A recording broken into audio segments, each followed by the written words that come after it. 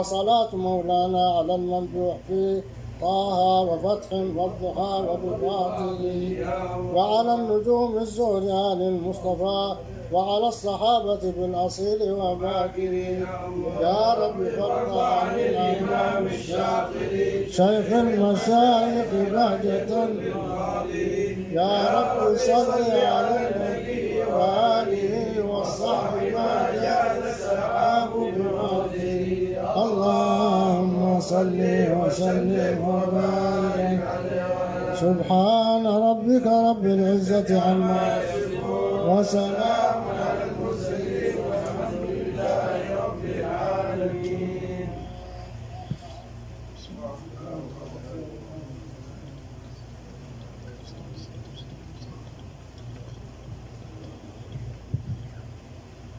ما شاء الله، سمعنا إلى هذا سيرة عاطرة نضرة هذا الإمام العظيم الذي حصل به النفع العميم. كما سمعتم في التفاصيل ما شاء الله عاد يحتاج إلى كبير تفصيل، أنه ولد في عام 1290 وجلس في تريم إلى أن بلغ سنه 20، وذهب إلى سيئون وجلس عند حبيب علي حبشي عدة أشهر بسيطة، لكن حاس فيها ما شاء الله خير كبير، وأخذ عن حبايبنا آل السقاف في سيئون، الحبيب محسن بن علي السقاف والحبيب هادي بن حسن السقاف وغيرهم. ثم جاء إلى هنا إلى مكة لأداء فريضة الحج وزيارة الرسول صلى الله عليه وسلم، وجلس يطلب العلم. سمعتم أنه كان يحضر 13 درس ولا ينام في الليل والنهار إلا ساعتين. إيش هذه المجاهدات؟ يعني ما وقعوا علماء كذا إلا بمجاهدة وبسعي وبكذا. ثم رجع إلى تريم، وعلى مدى 50 عام رابط في رباطها احتساب مجانا لوجه الله الكريم، واعتنى بطلابها وتلاميذها تلاميذ الرباط، وبعضهم يأتون من أماكن بداوة فيهم نوع من الجلافة، يصابرهم ويصبر عليهم ويهذبهم ويرقيهم حتى تتحول الصهباء ويعودون إلى علماء وأدباء. ويضربون على مثال ذلك أن أحدهم لطمه زميله، جاء إلى عند عبد الله الشاطري قال حبيب عبد الله، قال له نعم، قال فلان لطمني وقال بي كذا، وأخذ اللطمة في الحبيب عبد الله. قال له يا ولدي أخذت اللطمة فيه، أخذت ثارك خلاص ما عاد في داعي. وواحد منكت قال إنه قال واحد من البدو اللي عادهم لا جو، قال شوف هذه الكتب اللي في هذه المكتبة كلها، قال له نعم، قال تبغاها ترتسم في قلبك، قال نعم، قال بس إذا توسط لعبد الله الشاطري في وسط الرباط امسك مسكة طيبة وقول له قل فيها كتب قيمة، شوف هذا تكون في قلبك. الله. جاء الحبيب دخل وسط لما قد في الشمس زي حق الرباط والمكتبة فوقهم، مسك هذا ايش بك يا ولدي، قل فيها كتب قيمة، قل فيها كتب قيمة، فعفى عنه وكذا. ثم يعني ما تحدثوا عنه في انتشار علمه وفضله، هذا أكثر من تحدث عن هذا سيدنا الحبيب مصطفى المحضار.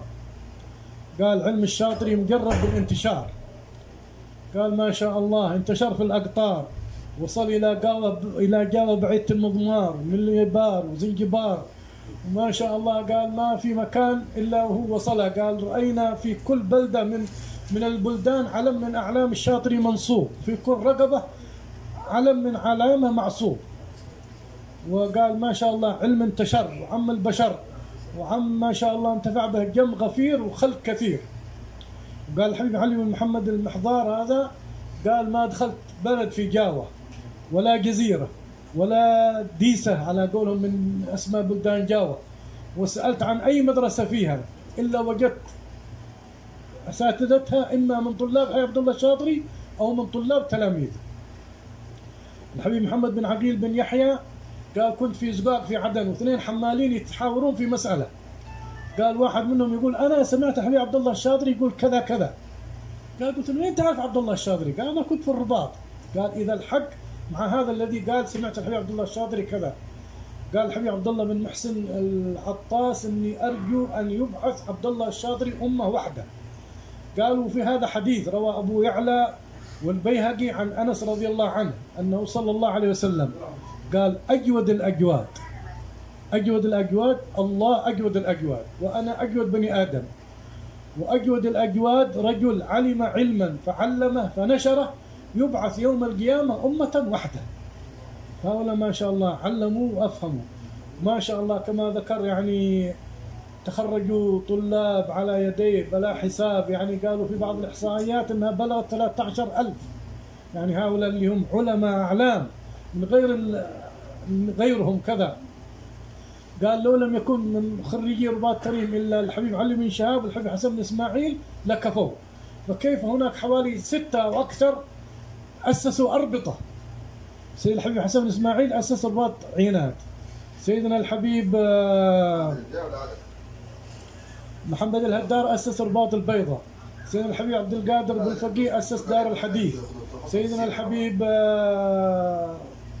عبد الله بن عبد الرحمن بن شيخ بكر بن سالم هذا أسس رباط الشحر، بن طاهر هذا أسس رباط الغيب في بوزير، الشيخ محمد بن سالم البيحاني هذا أسس يعني المعهد العلمي بعدن، هو كان يجيب هذه القصيدة المذكورة الحي عبد الله رعى الله أيام الوصال وإذ كنا مع السادة الأحباب في البلد الغنى تريم التي طاب الحديث بذكرها فيا حبذا الغنى ويا حبذا المغنى. بعدين شوفوا للبر وين أوصى، قال ادفنوني تحت رجيل أمي. إن النبي صلى الله عليه وسلم يقول الجنة تحت أقدام الأمهات. فالله يجعل لنا إن شاء الله يعيد علينا بركاتهم وأسرارهم وأنوارهم، يعيد علينا بركات الصالحين. ثم إنها يعني هناك في ملاحظة يقول لك إن الشيوخ الكمل يكون لهم عناية بتلاميذهم في حياتهم بعد مماتهم، وهذا حي عبد الله الشاطري من هؤلاء. قالوا إنهم اجتمعوا تلاميذ الشيخ لما جاء يزور الشيخ ابن الجعد، جاء يزور الشيخ سعيد بن عيسى العمودي ومعه تلاميذه، اجتمعوا تلاميذ الشيخ سعيد تلاميذ الشيخ ابن الجعد يتذاكرون من الشيخ الكامل. من هو الشيخ الكامل؟ قالوا بعضهم الشيخ الكامل الذي يمحو من ديوان مريده السيئات، معنى يشفع له ويستغفر له. والشيخ سعيد يصلي سلم، قال لا، كيف غفل عنه حتى عصى أو وقع في المخالفة؟ الشيخ الكامل الذي يحمي مريده من أن يقع في المعاصي. هذه وقعت لكبار الصالحين.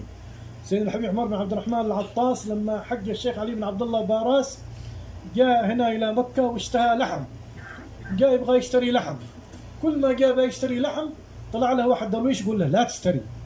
أول مرة، ثاني مرة، ثالث مرة هو يقول له لا تشتري، أعرض عن اللحم. بعد ما رجع قال يا حبيب عمر عساكم اعتنيتوا بنا. قال من الذي نهاك عن أن تأكل لحم الفيتة؟ كان ذلك يعني لحم فيتة، نسأل الله السلامة والعافية. قال إن أحدهم جاء إلى عند بعض الصالحين قال أدرس عندك، قالوا عليك 30 زنية، نسأل الله السلامة والعافية. ما أقدر، يعني صالح لكنه حالة أقل. جاء إلى عند سيدنا عبد القادر الجيلاني قال نعم عليك لكن بنجعلها في النوم كذا ما تضرك ولا حاجة، رؤيا تقوم وتنساها. فالحبيب عبد الله الشاطري هذه أنا كلمني بها الحبيب محمد الشاطري، قال عمي أحمد بن علوي الحداد، يعني حتى ممكن في المباحات يعني يحمون تلاميذهم. كان في جيبوتي حضر جلسة طرب وقات، قال لما رجعت بيتي مجرد ما فككت الباب حق الغرفة حقي طلع لي من الطاقة الحبيب عبد الله الشاطري عيان بيان يقول لا تعد لمثلها يا أحمد. واحد من اللي قبائل درسوا عند عبد الله الشاطري بس شهرين أخذ البركة، قال كان بيننا عدا نحن وقبيلة أخرى، قال أخذت لغم، قال أردت أن أزرعه في طريقهم، قال ورحت حفرت للغم، قال مجرد ما سويت التراب على اللغم إلا تمثل لي الحبيب عبد الله الشاطري أمامي، قال نزعت اللغم أبطلت مفعوله. هؤلاء الصالحين اللي ما شاء الله يحمون تلاميذهم في حياتهم وبعد مماتهم، لأن بعض الأرواح تكون مطلقة يكون لهم ما شاء الله اتصال. والله إن شاء الله يعيد علينا بركات الرجال بالقبول والإقبال، صلاح الأحوال وحق النبي والآل، تدبير الله العظيم في كل حال، وعلى ما نوى الحمد لله حداد، ما نوى الأسلاف والأجداد، وما نويتوه ما طلبتوه وما نوينا إن شاء الله الجلسة حقنا لكم كل نية من غير كل منية، جعل حاجتنا في دارنا المقضية بحق سيد البرية والآب والذرية. فاتحة وياسين وإلى حضرة النبي. بسم الله الرحمن الرحيم، الحمد لله رب العالمين، الرحمن الرحيم، مالك يوم الدين، إياك نعبد وإياك نستعين، الصراط المستقيم صراط الذين أنعمت عليهم غير المغضوب عليهم ولا الضالين. بسم الله